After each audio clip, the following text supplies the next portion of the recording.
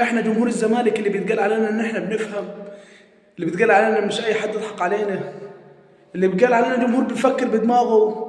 اتغفلنا، طلعنا مغفلين خالص. ضحك علينا من شويه سماسره، شويه منافقين، مجلس اداره كذابين، وباعوا لنا الوهم في ايام الانتخابات، وقال لك يا باشا احنا اللي هنودي النادي ده في حته ثانيه.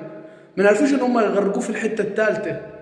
يخرب بيتهم، يخرب بيت المزاج العالي وهم بيضحكوا علينا. لو احنا اقتنعنا، اقسم بالله اقتنعنا، احنا اشترينا واقتنعنا. ايه ده اللي بيحصل في النادي ده؟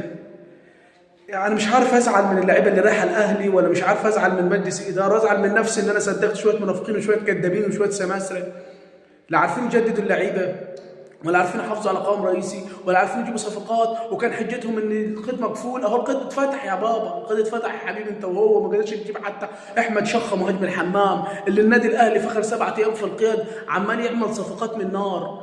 ايه ده؟ حرام عليكم، ارحمونا شويه، ارحمونا شويه.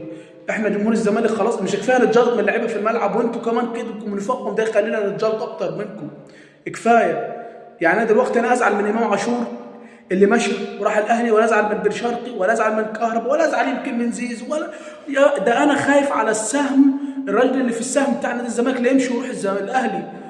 ازعل ازاي منهم؟ هو احنا مجلس اداره ما قدرش يتعاقد معاه يلعب وبيسيبهم يروحوا الاهلي؟